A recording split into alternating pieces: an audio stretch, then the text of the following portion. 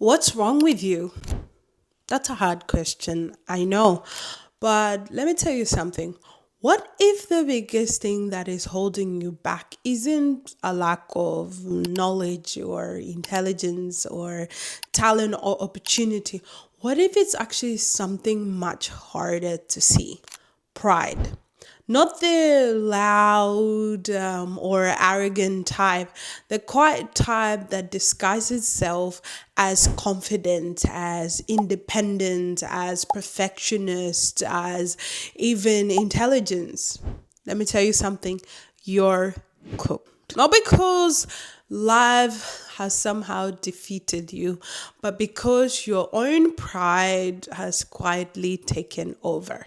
Nhom lao, Nhom lao, it's all I need, yeah, yeah, it's all I need, yeah, yeah. When people often think about pride, they think about somebody who brags, somebody who's just, out there, someone who thinks that they're better than everybody else. But pride is much more intelligent than that.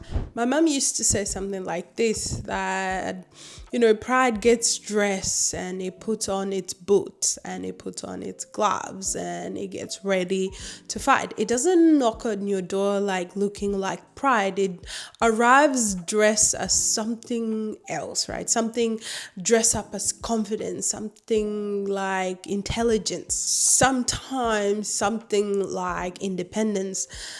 Sometimes I don't need nobody. Sometimes I already know. Sometimes I'm just protecting myself. By the time you recognize it, you've already been punched in the gut a lot. That's what makes pride so dangerous. Fear usually gets all the attention. We talk about fear of failure, fear of rejection, fear of being judged, and rightly so. Fear would make your world smaller. When we repeatedly avoid situations that create anxiety, our brain experience temporary relief, right? That relief reinforces avoidance, and over time our lives become increasingly sort of restricted. And this process is well established in exposure based research and in anxiety treatment. Fear whispers: don't apply, don't speak, don't ask, stay where it's safe. Slowly, your world actually shrink. But here's what I think often happens next. After fear has kept you, long enough, pride then arrives. Now, instead of admitting that you're scared or you create a story, I don't even want that no more. They are beneath me. I could do it if I wanted to. They don't understand me, right? Now, fear has changed its clothes and now it's wearing pride. And one of the biggest signs of pride is when somebody constantly looks down on others, but their own life actually never moves. The person that always say, this person cannot speak this way, and they, is in everybody's business, everyone's relationship, everyone's at church, everyone's in parenting, everyone's content, just everyone, like everywhere. Yet somehow years later, these very same people, they're standing exactly in the same place. It's giving insecurity, not wisdom, not discernment, insecurity. Because truly secure people don't spend their lives proving to everyone else like, I'm cool, I'm this, I'm above you all. They spend their lives growing. And we often say a spacious mind is teachable mind. Pride closes the mind, discernment opens it. Pride says, I already know. Discernment asks, what exactly am I missing? Pride protects identity, discernment pursues truth. There's a huge difference. Sometimes this is called overconfidence bias. We consistently overestimate what we know. Research has shown that people with a lower competence often overestimate their ability abilities because they lack the insight to recognize what they don't know, while those with a greater expertise tend to recognize complexities and remain more cautious in their judgment.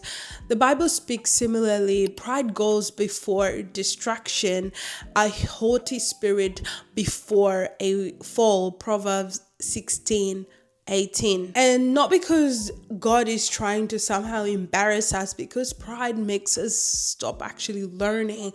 The moment you believe that you've arrived, I can't do anymore, you actually stop growing. And here's something worth asking yourself: when was the last time you genuinely changed your mind? Not because someone shouted louder, because the evidence was better, because wisdom actually corrected you, because God humbled you. Growth requires humility. Sometimes people mistake discernment for criticism. They are not the same thing. Discernment asks, what is true? Pride asks, how do I stay superior? One seeks understanding, the other seeks status. The internet loves saying, let them cook. It's important for people to progress, and it's really wise to allow people that grace. But don't let your own pride keep cooking the same excuses years after year after year. And at some point, you need to take them off the stove. Own them, learn them, move. A free, spacious mind isn't one that always thinks they are right. It's one that's courageous enough to admit that they might be wrong. Maybe there's another way to do things, because that's where the learning begins. That's where wisdom begins. That's where discernment begins. And perhaps that's where freedom begins too.